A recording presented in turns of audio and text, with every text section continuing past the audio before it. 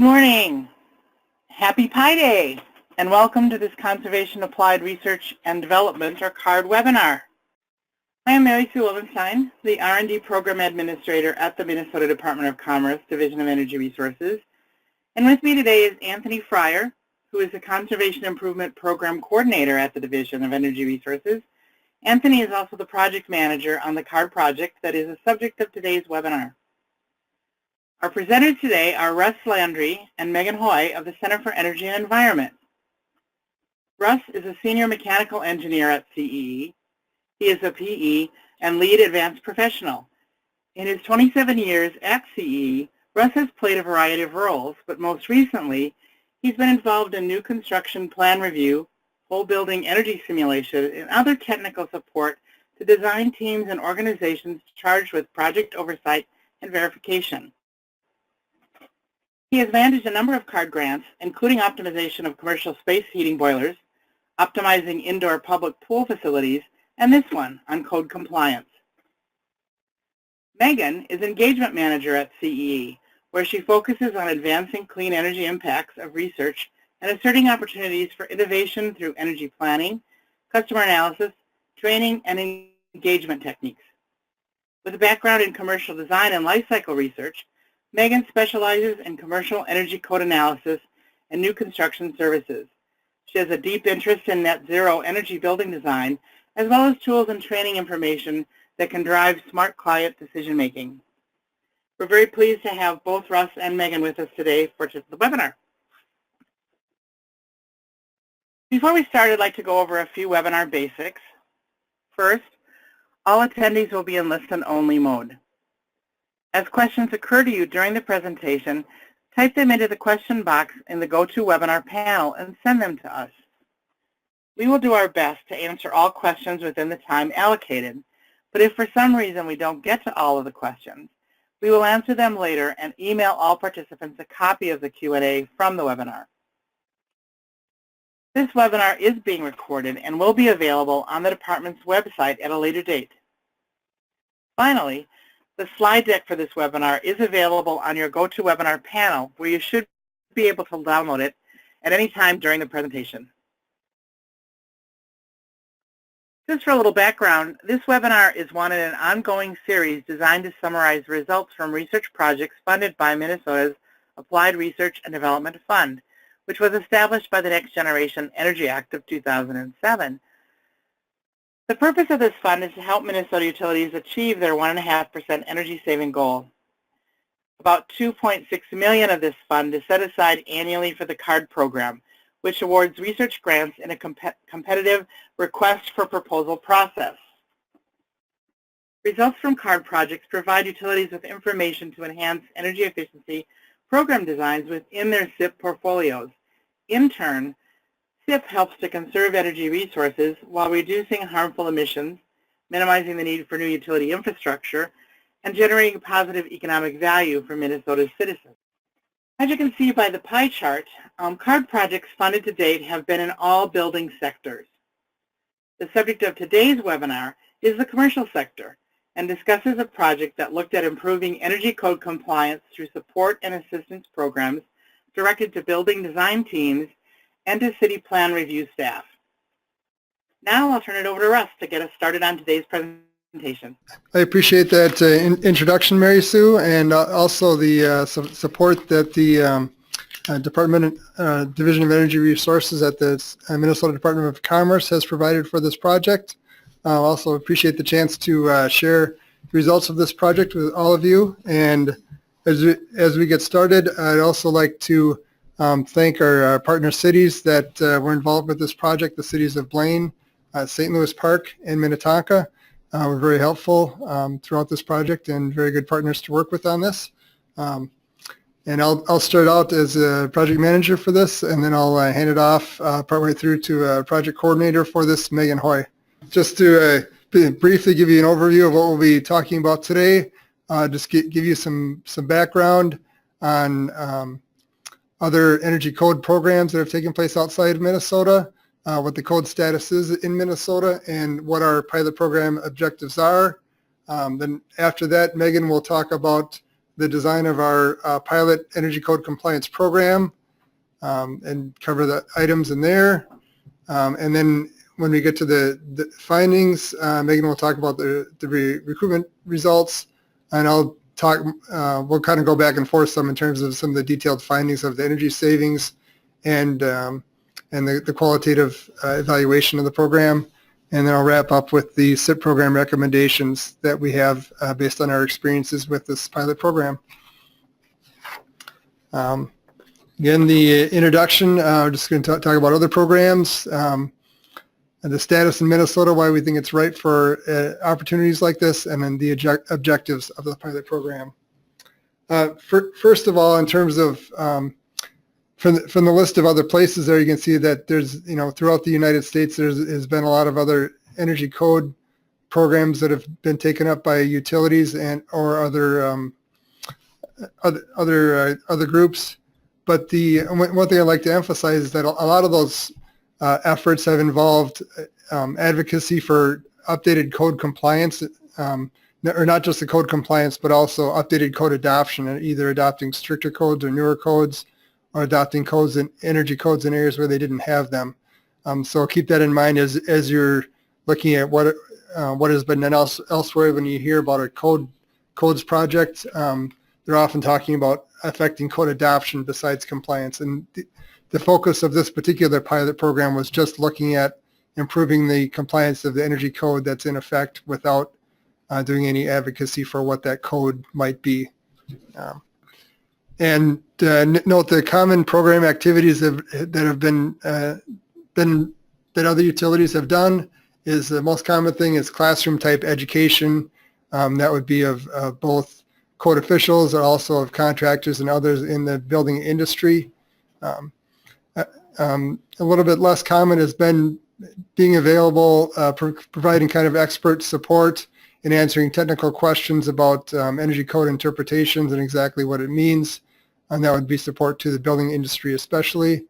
But overall, these projects have tended to have very little involvement with few individual buildings. They've been more general education about code issues. And there's been a higher emphasis on residential buildings with these previous programs as opposed to commercial buildings. And this is kind of the backdrop of why we felt like it was worth pursuing this pilot program at this time, in that even though in Minnesota there's a high percentage of line item compliance with the energy code based on a study that was done by the Department of Labor and Industry in cooperation with the Division of Energy Resources back in 2012. It found pretty high compliance, over 90% for commercial buildings. But there's been other studies done in, especially in New York, the findings showed that even a high percentage line item compliance doesn't necessarily mean that you're getting great energy performance out of that. And there's still a lot of room for energy savings just by bringing projects that aren't fully compliant up into full compliance with the energy code. There's a lot of opportunities there. And that was with the previous energy code. Since then, Minnesota has adopted a new energy code that went into effect in 2015. And that code is more complex with options for following different paths that didn't exist before. And that's made it even kind of more challenging for project teams and for code officials in dealing with the energy code. And we expect that in 2020, there'll be a new round of code adoption that's going to be similar. And I'll just give you briefly kind of show you the added complication with the energy code now in Minnesota. There's two energy code paths. One is following the 2012 International Energy Conservation Code, and there's Minnesota specific amendments to that code, or projects can follow the ASHRAE 90.1 version 2010. And the projects, the whole building needs to go one route or the other within that. And then within each of those, there's a prescriptive and a performance option. And the prescriptive option is basically following the list of what's called for in the code. Performance option is doing energy simulation to show that the actual design is either the same or better than the codes. And looking at IECC, fairly few projects follow their performance path, but just to give you an idea of what's involved there. And in those performance paths, there's a lot higher level expertise required for reviewing those projects in terms of what the code official needs to know to look at the energy simulation reports and look at things that it's not just a set list of how they're getting the efficiency. Also, in terms of how we felt the stage is set well in Minnesota, is that there's regulator interest and flexibility for looking at energy code compliance within CIP programs, especially since the Next Generation of Energy Act of 2007. We've seen a number of policy signals, and then also just, for those that are looking at doing further work on this, just the funding of this pilot project, and also an RFP that was put out last year for doing energy code compliance studies is kind of putting their money where their mouth is in terms of interest in energy code programs in Minnesota. And now, based on those circumstances, the objectives that we wanted to do with this CARD study was, first of all, establish a local precedent for an energy code compliance program that provides a focused and a service-oriented code compliance enhancement program, as opposed to just the general education programs that are we've seen elsewhere. We felt like helping with individual projects would really have more impact that what we've seen with other involvement with new construction projects. Until someone has to apply knowledge to a particular project, things don't really hit home in the classroom until they're really trying to work with it on a building that they're working on. Then the second objective was to evaluate our pilot program so that would help inform utilities and regulators as they would use that as a model and something to learn from, so that they could help to kind of pick up where we left off or go in other directions, or if they're doing a similar program, to do it a little bit better than we did in the first cut here in Minnesota. And kind of what we had been hearing and talking to utilities is that there's been interest in this, but there was a lot of uncertainty in terms of how this would be dealt with by regulators in the state, and a lot of other issues. So we thought, okay, we'll dive in and kind of show utilities and others that the water is warm and fine for codes programs, and hope that others will be able to follow suit. Then I'll turn it over to Megan. Thank you, Russ. Good morning, everyone. I'm going to try to subject you to as few coughs as possible as I'm recovering from a cold.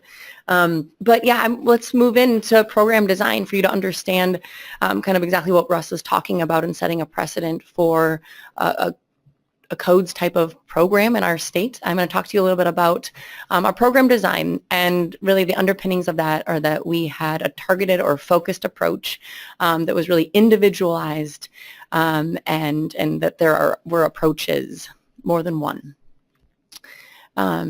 So, the energy code is sort of a big world. It's a fairly thick book. If you pick it up, it consists of many pages, and depending on which code path you look at, about 144, 145 items if you count the ICC. So that's a lot of requirements to say you're going to provide support on, but some of them have more impact than others. And through the program development phase of our pilot, we did interviews with code officials inside and outside of Minnesota, and those outside of Minnesota were the ones that had adopted the code that we have now in place in Minnesota ahead of us, and really asking them what were the code items that were seen as being most troublesome or least compliant. And then we did some early analysis on where the largest energy impacts might be. So through that, we ended up looking at about 16% of the total energy code, so that small blue circle inside of the green circle, we're looking at about that portion of the total code items. And on the bar chart on this slide, you can see the distribution of the code items that we looked at across each of the different sections or sectors of the code. Kind of a fairly even distribution, a little extra heavy emphasis on mechanical systems, except for service hot water. There were no new or significant requirements that were changing there, so we did not have any from that chapter. But by choosing 16% of the code items, we were allowed, it helped us focus on our program delivery. So This is the list of code items that we focused on, which is somewhere between 23 and 25 items, depending on the scope of your project, and fewer. Or if you want a prescriptive path, the number would change there as well. But you can see that they fell across all of those different sectors, the different chapters of the code, and we'll come back to this actually. So there's two different approaches. I alluded to the plural before. So under the umbrella of the pilot program, we really had approach 1 and approach 2. They were not intermingled. They were tested in kind of two separate market segments or audiences. And I think that was to see what the potential of each of those was. And also I think we started to observe as we move through the pilot, opportunities where they might even be complements to one another, sort of a side benefit of having two approaches going on simultaneously. So the first approach is for design teams, where we're actually providing technical support and services and tools to design teams, design professionals themselves, architects, engineers, builders, to an extent contractors. And we really focused on small to medium-sized buildings. Let's call it 50,000 square feet and smaller. And then we were focused really on prescriptive code path projects. On the other hand, on approach 2, we were providing technical assistance and support to code officials themselves, so city staff who were both plan reviewers and inspectors, or one or the other. And we were really targeting large or complex buildings. Maybe they had more complex systems even if they weren't large buildings. And we were looking at both prescriptive-based path projects as well as performance-based path projects where there might be or there would be an energy simulation. So within each of those different within each of those two approaches, we had a process that we moved through. The darker blue or teal items were really those that were kind of baked into our design from the get-go, where we would have, they were kind of a discrete step in our process. And those that are in black on the screen are those that we kind of had particular focus on too. So on approach 1, we were actively recruiting and marketing the project. And once we had a project team, involved and participating, we would have a kickoff meeting. And we'll talk about some of these steps in more detail in a moment. We'd have a kickoff meeting, and we would produce or introduce tools, and then we would kind of consult and provide technical assistance as is needed as we move forward. And we would we required the participants to have at least one plan review before they had to submit their drawings to the city. Then they had optional contractor guidance and even design team guidance as they moved into construction.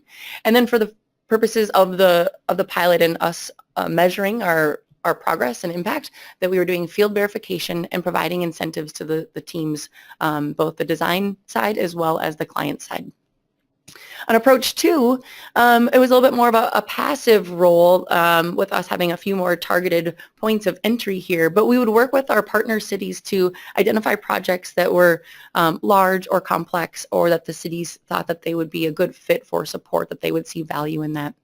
So we would get them kind of in the pipe. And then once they had drawings submitted to them at the time of plan review, they would pass on that documentation to us, and we would do the plan review. We would conduct the plan review for them and offer our expert comments back to them. We kind of track the project as it moved through into construction, and then kind of provide similar support, meaning expertise and being out in the field with them, usually 1 or 2 times for site verification. And we would follow up with surveys. So on the for the design team support, I'm going to this is set up in a table, but on the left side, we're really just going to kind of go through the program scope a bit. So small buildings, right? We had about 23 energy code line items that we focused on for this portion of this approach. We had 4 specific building types. We had retail, office, multifamily and hotel, and we also had, kind of blanking on the 4th one right now. We'll come back to it. I'll think of it. Then we had a whole building tier 2 package, and this was an opportunity for design teams that were early on in design to say, not only do we want to meet the code, we would be interested in your support around meeting the code, but it's a good time for us to actually look at going above and beyond code, and we can do that because we're here at the right time. We had a few projects that were interested in that, but actually none that sort of took and ran with that. We are looking at both new and existing building projects or renovation projects, and of course prescriptive compliance path. So on the right side, really just going to talk about the actual types of support that we provided. And that is that we provided early design stage kickoff. The kickoff meeting was something that we asked teams to be involved in. It was sort of a requirement. And getting everyone around the table, oftentimes for the first or only time that they would have a concerted conversation around energy code and compliance paths, which is actually very important for the first time in our state because we hadn't had 2 compliance paths available besides a performance and prescriptive through ASHRAE. We also would then introduce them to the quick reference guide as well as the documentation best practices guide. And I know introducing those to you for the first time right now by name, but those are 2 tools that we would provide to the design teams, and we would introduce them at the kickoff meeting. We would also then be providing incentives to the owners and design teams, as I mentioned, and then we would provide 1 or maybe 2, in some rare cases, a third plan review to actually be able to provide, hard comment and review of what was being documented and saying, yeah, this meets the code, this doesn't meet the code, let's go back. And then construction phase support. So I'm showing you this as kind of a snapshot of that first tool that I mentioned, that quick reference guide. And so we're taking a book of code requirements and saying there's still all these requirements, but we're going to really help you focus on these harder, probably less likely to be known, newer items, high impact items. And we compress that down to 2 pages. On this, without me zooming in, you have the code item by section, what the requirement is, when it applies, and then a quick reference on the right side of, because we're targeting certain building use types, that we could say, for this building use type, this might not be that applicable. So a helpful tool for early design, and just sort of zooming in here on the when it applies on the left side in that green box, on the right side, that kind of quick reference about the building use types. So let's say you had a restaurant that you were renovating, and we're looking at the supply air temperature reset. It's actually not going to be an issue for a restaurant because it seldomly applies only in multi-zone HVAC systems. So if you didn't have a multi-zone HVAC system, you wouldn't have to worry about it, and this helped flag that for you quickly. Now, the second tool is really more of a late design tool. We call this our documentation checklist or documentation checklist and best practices, where we're helping the design teams see what information would be helpful to be documented in the construction documents or in the schedules and specifications that are sort of beyond the common practices in the industry. So let's zoom in here, and it's all kind of the same code items by code section, envelope, mechanical, lighting, and then the additional energy efficiency packages in purple, which are only for the IECC. That these tools could be applied to both ASHRAE and IECC. They had the information combined in one. But here we would say, okay, so for some automatic off lighting controls, not only is it helpful to have your standard lighting schedules as you would have, but actually include information about the room type that you have them in, because that's actually a requirement of understanding if the controls are in the right spaces. And so that helps review, and it also helps communicate that information to the contractors on the ground. So switching gears a little bit, excuse me, and going to the city reviewer support, or the approach 2. As I said before, we're looking at large or complex buildings. We're looking at about 24 energy code line items. We're looking at those, we're looking at kind of any building use type, both new construction and renovations and additions, and the prescriptive and the performance. Again, that's sort of the scope. And so moving to the right side of this table is really, again, the support, the direct support that we're providing to those code officials. So a permit set plan review and detailed report. I'll show you an example of this in just a moment. We would actually review the building energy simulations for those that had performance-based projects as well. So that was a separate type of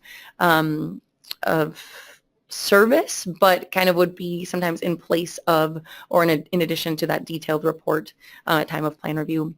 And then we would have a checklist for inspection for the performance-based path and for the prescriptive-based path, but helping provide continuity between plan review and the inspections so that things that might have been flagged during plan review, that we make sure that that made it through into the field.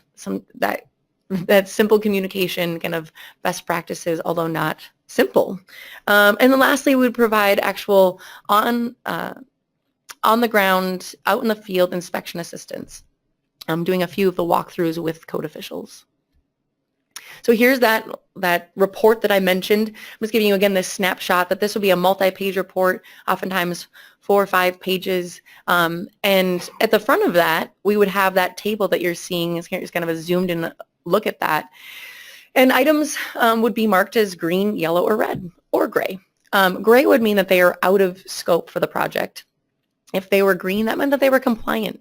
And if they were yellow, that would mean that they did not have enough information for us to make a conclusion. And the red would mean that they were not compliant. So this is the time of plan review. And for every gold or red item that was on here, we would have more detailed commentary in that report. As you could see, those other paragraphs of detail, opportunities for improvement, and some recommendations. So I'm just going to start walking us through to findings. Now you have a sense of what we are actually implementing and what was being received to the 2 different audiences. And we're going to move right into findings, because there's a lot to discuss here. So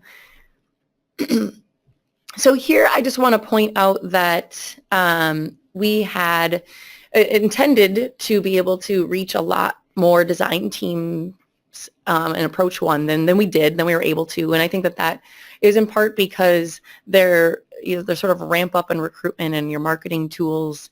And on the back end, there are projects that you can't let into the pilot anymore because they're not going to be done in time for you to have a meaningful impact on them in the scope of the time frame of our project.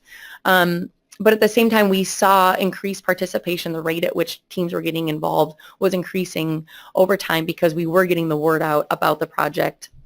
And I will also say that there were projects that were involved that there were kind of false starts, and that just happens. That's just the construction world. So on the right side, we actually overshot our goal there. In those partner cities, we had a kind of established points of contact for us to be working with, and that really helps with the pipeline of projects. It's also a ready-made pipeline because they're coming in for permitting. And we even added, beyond our initial partner cities, we added some cities that were interested in participating, so that helped grow that as well. But different challenges for getting projects started. Now for the rest of the findings, I'm going to hand it back to Russ. Thank you, Megan. Now in terms of the actual, what we observed for the details of the buildings, this is a summary of the light items that we focused on. Again, this is not the whole energy code, but for the roughly 2 dozen light items that we focused on, and looking at 24 buildings that we did detailed review of, that we had no program intervention before they submitted plans for permit. Kind of looking at what the overall compliance rates are. Again, the gray is items that do not apply because of the type of systems weren't involved. But if you look at draw your attention to the red in the bottom left, we saw 20% of the items were clearly not compliant with the energy code, and then the yellow, another 28% didn't have enough information for us to determine whether or not they would be compliant. So together that makes up about half of the items that we were focusing on. We're showing potential for improvement in terms of what is being compliant, and just over a quarter of the items were clearly compliant based on the design information that was provided to us for these 24 buildings. And then what that means in terms of energy impact, and what we kind of translated this into what the energy savings potential would be. And we have two rows here. First is a low estimate and then a high estimate. But a low estimate is if you go back to here and look at everything that's red, if all of those red things were turned into green, that's what the low estimate is. And the high estimate is if you take the yellow and the red together and turn all of those into being green, that's what the energy savings potential would be. And this is, again, for 24 buildings with an average square footage of about 85,000 square feet. We had the majority of the buildings were smaller than that, but we had a few that were substantially larger than that. So this is the averages showing substantial electric savings and as well as gas savings, and an average energy cost penalty of at a minimum about $4,200 a year per building, and then in the high estimate that goes up to $8,700 per year per building. So this clearly showed before program interventions, this is kind of the theoretical maximum. If a program were focused just on these same line items, this is the most savings that you could get for a program. So this was useful in terms of a frame of reference for looking at what we could achieve. And in terms of what those what measures had those potential savings associated with them, the first group, where actually about 2/3 of the savings is not actual design elements within the building, but it's more requirements for verifying control and performance of systems within the buildings. Most importantly, the commissioning of the HVAC systems is a requirement based on the size of the building and the systems that we saw. Many of those didn't have those written into the design documents. And then another requirement is for lighting control system functional testing. And those two together, again, make up about 2/3 of the savings that we identified. And then there's a number of different individual design elements where we saw a lot of non-compliant, combination of non-compliance and high energy impact. And then at the bottom, I'd also like to mention, even though we did not focus on this in our pilot, while we were conducting our pilot, results were coming in from Pacific Northwest National Labs report showing that HVAC sizing is a very important opportunity as well, and that oversizing of the heating and cooling systems, especially the fans in those systems for commercial buildings, provides a high energy penalty that could be capitalized on in other programs. And just to summarize kind of how we looked at the energy savings for this project. First of all, for approach one, looking at the small buildings, our intent for looking at the energy savings there was to compare the projects where we did interventions again, this is in the design phase. So we look at, once the design is completed and submitted for permit, we would compare what the compliance rates were to the set of control buildings. Again, the 24 buildings that we did not have any impact on before they were submitted for permit application, kind of comparing the compliance rates and then using that information on the improvement in compliance together with energy simulations using Energy Plus of prototypical buildings for the same types that we were looking at. Again, multifamily buildings, small number of office buildings, retail buildings. We kind of looked at what the savings were for different non-compliance levels and used information from the specific buildings about what the quantities are of different things and what the energy performance level was for those that were compliant. For example, the window area, if they didn't have the window meeting the requirements, and also what the U value was. So we kind of combined that information to look at what the energy impact was. And that was our expectation for the design team support. And then for approach two, looking at the code official support, going in, we expected we were, for the most part, just going to be able to rely on the potential savings, which is the number that I already talked about, saying, here's where we saw things were compliant. If things were brought into full compliance, this is what the savings would be.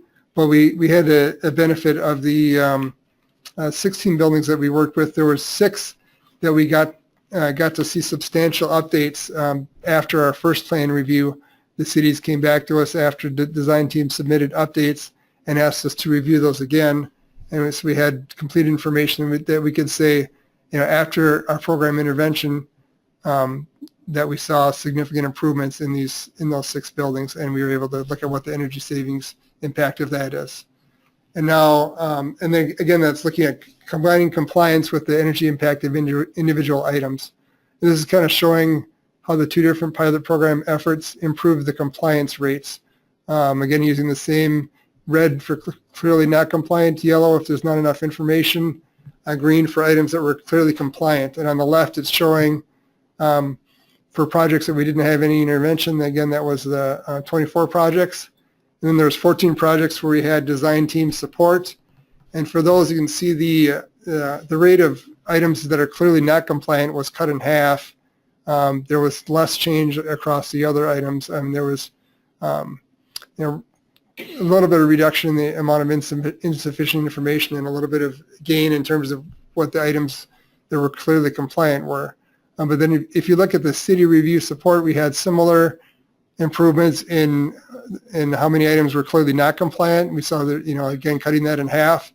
But with the city review support, we saw a lot more items being moved into the green, where it was very clear from the updated documents that they were going to be compliant as long as the contractors followed what was on the documents, and a large reduction in terms of projects that just didn't have enough information in the plans to know whether or not it was going to be compliant. It was just going to happen to fall onto whatever the contractor happened to do for those items.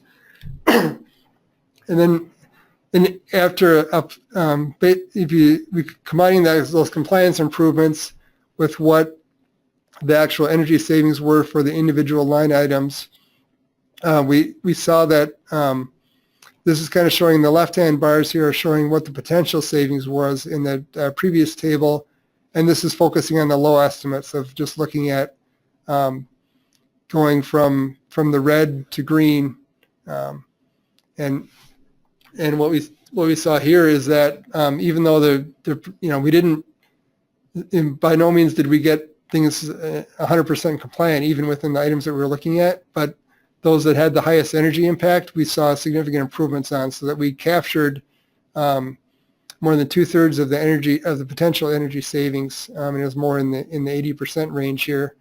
So if you look on the left was the maximum potential for those particular items, and then the blue bars is showing the design team support in terms of what the electric, gas, and the annual energy cost savings per building is, and then the city review support. And again, this is based on the low estimates of savings, and if you go to the higher estimates of savings, that would be even substantially more savings. So we were pleased with the results we saw there, that we were actually able to capture most of what we saw as potential savings. And then the other side of the program is looking at the cost per building, and this is showing the top group of 3 is showing the design team support approach, which we had envisioned to be kind of a lower cost, higher volume approach, and then what we actually saw for costs were a little bit different than that. And then for the city support, the 3 bars on the bottom, and then within each of those categories, what the 3 bars represent is that the first bar within each of those categories shows what the average cost was over the whole pilot program, and then the second bar shows the average over the last 9 months of program delivery. So that takes into account some efficiencies as we deliver the program. And you can see the different colors within the bars. If you look at on the bottom for the city's support, most of the effort was into the plan review, a little bit of effort in inspections, and then some in recruitment. By contrast, if you look up at the designer support, there's less effort in the plan review. There is some in the kickoff and consulting, but there's a lot more in the recruiting and in the incentives. So we were seeing kind of more technical assistance delivery, kind of more bang for the buck in that regard with the city support. And then the last set of bars shows what our expectation would be of a full-scale future program of this type in the future, and that includes, besides the efficiencies of scale, we would be knocking out, one measure we were looking at was lighting lighting power density, and that was really involved calculations and data collection for that. And we found that those were generally compliant, so we would cut those out of the future program iterations of this. And we found comparable costs between the two approaches of about $4,600 per building. And if you apply those costs with the energy cost savings per building that we were looking at, and looking at what the benefit to cost ratios would be for a full-scale utility program serving this market, assuming they would be serving 50 buildings per year, and besides the $4,600 per building cost, there'd be $75,000 program administrative costs, with 3/4 of that being assigned to the electric utility and 1/4 of that being assigned to the gas utility. This is showing that we even with the program delivery costs that we would expect, that this has favorable cost effectiveness, especially from the societal level, but also for both electric and gas utilities, and especially for the electric utility. And that if, especially with a different split, perhaps a little bit different split between the costs for the utilities, that this could be even more favorable for the gas utilities. And with that, I'll pass it over to Megan and talk about the more of our evaluation results. Great. So Russ has been talking to you about the compliance and energy impact kind of findings, and at the same time we're dealing with people and implementation of a program and a process. So surveys were a very helpful tool for us to better understand what was beneficial from that human perspective. And the objectives of the survey were twofold and simple. One is to observe the value of the pilot services now and as a potential future service. And two, to look at the actual design of the program or the pilot and the preferences of the components of that design. So we surveyed both the code officials as well as the design teams. And I'm just going to note that the code officials, we had a midstream as well as a post-pilot survey, so that as we were going, we weren't surveying each project that they were involved in, but kind of over the first 6 to 9 months, some feedback about those projects, and then the back half of the project, the implementation phase, some feedback about those projects. And the last note is that these sample sizes aren't large. We're not looking at 30 plus respondents here. We're looking at 5 or 4, depending on which survey you're looking at under code officials, and then 11 respondents under design team. So it helps us not really have statistically significant conclusions, but really understand our audience qualitatively. So, for the design teams, we asked them to describe for us, how often do you see need for revisions at the time of plan review? And this helps us understand that 45% of the time they say, yeah, this is just part of the process. There's a need 45% of the time for us to have revisions to our plans. And 33% of people, sorry, not 45% of the time, 45% of respondents said that this is just kind of the way it is. 33% said frequently, and 22% said sometimes. Nobody said none of the time. And so we really see this, providing service leading up to plan review as an opportunity for improvement. And secondarily, we asked, on a scale of 1 to 6, can you really sort of describe the value, or how helpful was the pilot services that you were receiving? And every score or every respondent ranked the value of the program at 3 or higher, and you can see that that's really skewing towards the 4, 5, 6. So we also asked the design team participants to look at all the services on a list, which we categorized as 7, and to say what were those that were of greatest value to you, and combined, and looking at those in aggregate after all the responses were in. There were really the top 3. Just wanted to highlight those. That the kickoff meeting, while a distinct part of our process, because it was a requirement, was not something we had put maybe as much focus into, and we learned through implementation that this was really something that was highly valued, not only because we were introducing the design teams to the tools which are the second and third most valued elements on this list, but that they were also kind of foundational for having a conversation about code. They were bringing the team together, and we were talking about compliance paths, which I can't sort of stress enough how valuable that was to the teams. So the other plan reviews, first plan review being still a very high value, kind of falling at fourth, and then kind of you can see down from there where those items fell. Kind of switching gears again now to the code official side of things. The top three valued items were that first plan review and the comments that came with that. Second was guidance provided during inspection and walk-alongs. And I will just say here that I think we'll go to the third item, which is a second plan review, kind of following up on once the design team has made revisions and then come back and we do a second plan review. It's sort of validating, what has changed, what still needs to change. So there being value for both the first and the second plan review. But oftentimes plan reviewers and inspectors are different people. That is not true across all cities or municipalities, but that was relatively common in the sample in the communities that we worked with. And so being able to see the inspectors say the walk-alongs were very helpful and that the plan reviewers saw the reviews as being very helpful, we can see that here in these results.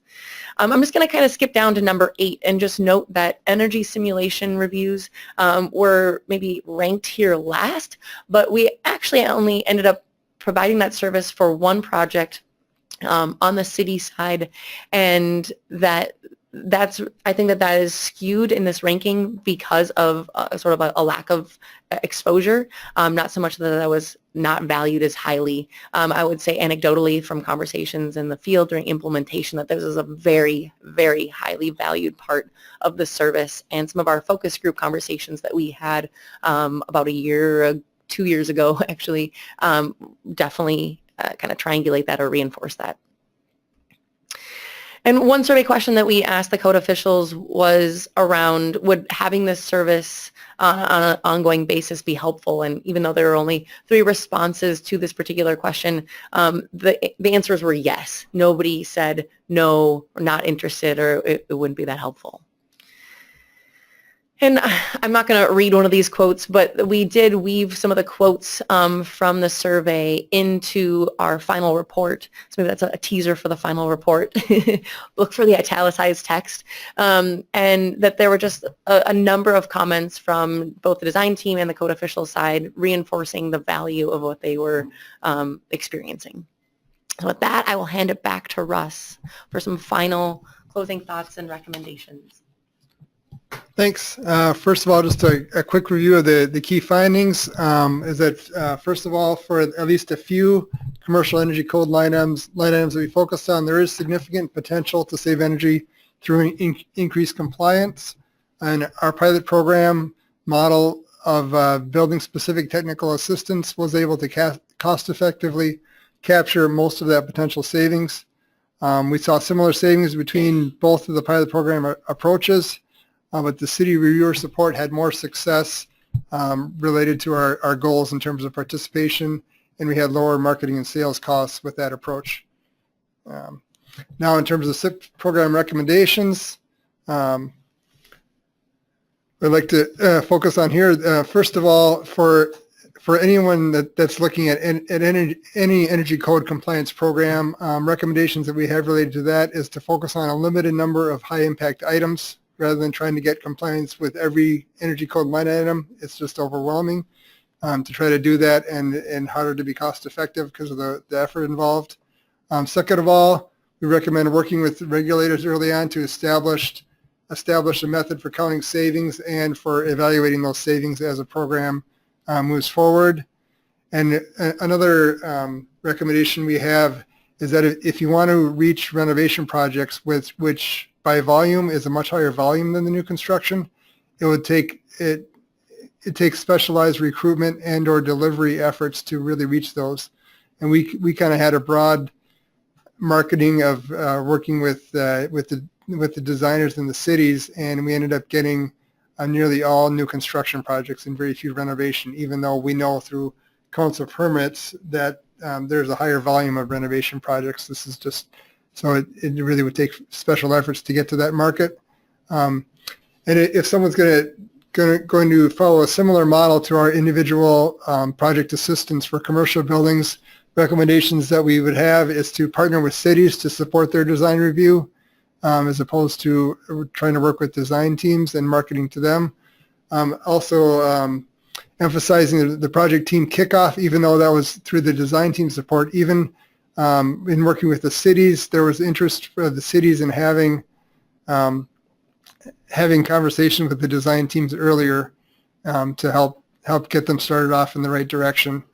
And also, we felt it was important to have a high quality in terms of our service delivery, so that the cities and the design teams would perceive us as a valuable resource to turn to, rather than just kind of a production program, so that they would value it and want to continue to be involved in the program. And in terms of relationships of this code compliance program with other CIP programs, we feel that it's complementary to design assistance or other new construction programs, and that this really kind of hits some different items than what the other programs might address, and it's really looking at a longer list of items and bringing those up to code rather than focusing on a small number or particular items and getting those well above code. And also, since our two highest savings measures were for commissioning and lighting control functional testing, we'd suggest that utilities might look for other approaches to encourage more commissioning, better commissioning, and the lighting control system functional testing through their program portfolios. And that concludes the CE's presentation. With that, I'll hand it over to Anthony for questions. Thank you, Russ, and thank you, Megan, for the presentation. We've got a number of questions that have come in over the course of the webinar, and so I'll just start working my way down that list. The first question comes from Laura Milberg at the Minnesota Pollution Control Agency. She asks, what type of incentives were provided to small building design teams? We had $500 incentives to the building owners or developers and $275 to the design teams. I'll just add that those were, if a project was going through the approach one, that they got these incentives and they went to both the project team and the clients. If they were one and the same in a rare case, then they would get both of those. And on the approach two, there weren't any incentives for that part of the pilot. Great, thanks. Next question is from Joe Plummer from Franklin Energy. What factors led you to choose design team support for small buildings and code official support for large buildings? Well, we kind of concluded that it doesn't necessarily have to be that break, but when we were developing the program, we kind of had that breakout because we thought that the focus of the design team support, a lot of that was having tools, and we wanted to have those tools be as simple as possible. And we felt like having smaller, simpler buildings would allow us to have useful tools that were digestible for the design teams. And then the city reviewer support for the larger buildings, we felt that it'd be harder to develop tools that would be comprehensive and as useful for those. And also, we were just hearing so much about city code officials being in over the heads with those projects, and especially we expected that more of those projects were going to be performance path projects, where the city code officials tend to not have either the time or the expertise to be able to look at those. Thanks, Russ. Next question from Brett Kubley. How are the commissioning requirements of the Minnesota Energy Code enforced? Good question. Well, I think that's a fantastic question. I think that I could read that in two different ways or hear it in two different ways. Like, how are they being enforced today, and how did our pilot program kind of intertwine with that? I think that the code requires that you have a commissioning plan, and that if that's documented in the drawings, that's probably going to be the way code officials would talk about it's being enforced.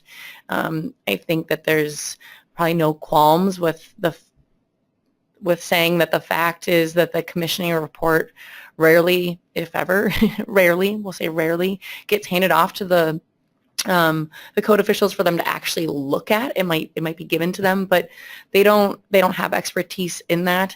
And oftentimes that report is actually being completed 8 to 12 months after occupancy takes place. And so the code officials already removed from the project. So they really are looking at compliance or follow through on that by having the fact that there's a plan documented in the construction documents. I think by us being involved, we were able to help provide a little bit more continuity through construction, and be asking some questions and stay involved with the contractors, and sort of even insert that expectation that that's going to be important, and hear some of the things that you should be looking for or asking for from your commissioning agent. I think that there's even space to go further, but I think that's how we were intertwined during the pilot. Great, thanks. And we've got, I think, about 3 or 4 more questions, and I'm going to try and get through them before we need to sign off. Next question from Joe Plummer again. What was driving city interest in the pilot? Yeah, we were surprised at how frank some of the city code officials were about saying that they're in over their heads with the energy codes, and it's just overwhelming. And they were interested in that assistance. I was surprised how open they were with the help with the plan review and the inspection. And a number of these cities, I mean, aside from this, they're have their own kind of energy savings initiatives, green building initiatives. Yeah, I'll just add to that and say that as code officials, compliance is their business. It's what they do, and so they know that there are gaps there when they want to be enforcing and making their buildings as compliant as possible. So the support in a lot of ways was very welcome. And I think on the top, in addition to the green building initiatives or sustainability kind of goals within a community, there are also economic development goals. And I think depending on the setup of governance within that community or that municipality, that economic development was another driver for a number of communities where they just want to provide quality services, attract businesses that are going to be able to be run cost effectively, and this fit into that for them, for many of them. Great, thanks. Next question, which I can answer, is from Kim Pearson.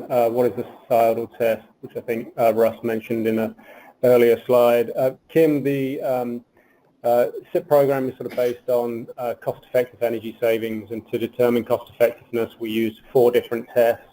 The societal test is one of them and looks at the environmental benefits or costs of a particular CIP program and weighs them all up. And we have 3 other tests as well: ratepayer, impact test, utility test, and participant test.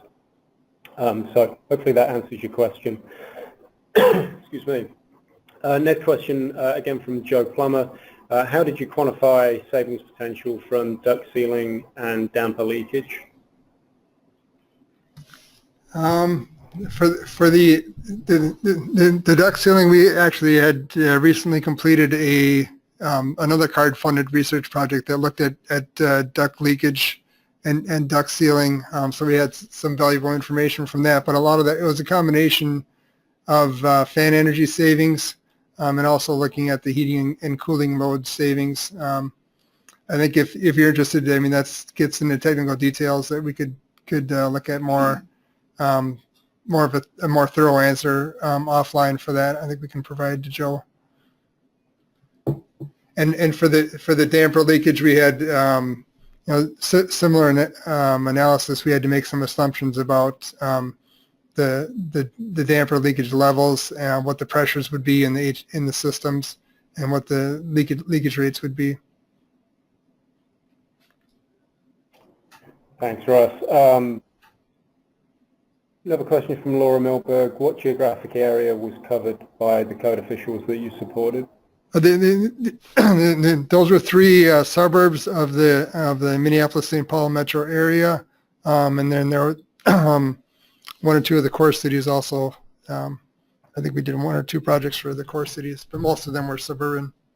I'll just add to that and say that we were in communication with a couple of cities that were from, outside the metro area, and that they were interested in engaging in the pilot. They were definitely following it and interested to know the results from it, but if the timing had been a little bit different, they would have gotten a project or two involved. Cities where there, or communities where there were no city code officials, we did not really engage in that space, but there were other smaller communities and outstate communities that we did at least have conversations with. Thanks. And final question from John Sponsel. Where are the building owners in all of this? They're usually asked to pay for design assistance programs or receive incentives to offset costs. Designers rarely receive fees anywhere near the real cost to achieve design compliance. That was not, I mean, we had, for the design assistance, we had the incentives to the building owners there, but this is not something that we address that well here. I mean, it's the energy code. I think a lot of the owners would assume that having a design that meets the energy code should just kind of be assumed as part of that, as part of hiring someone to do the design. I think that I would, as Russ was saying, that the incentives we provided were relatively modest in comparison perhaps to some of the time that they put into this to making a project compliant.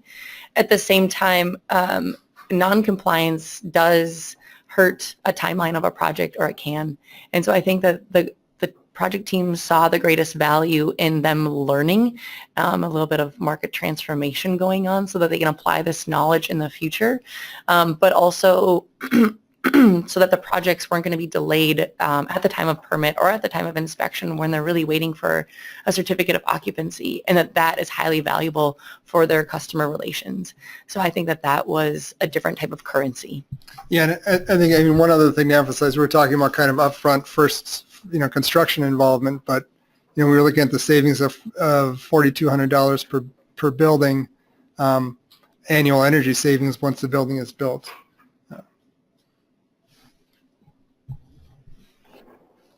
Great. Russ and Megan, many thanks for the presentation today and your work on the project over the last few years. I think that there's just some really interesting and hopefully informative information that you've sort of developed from this study.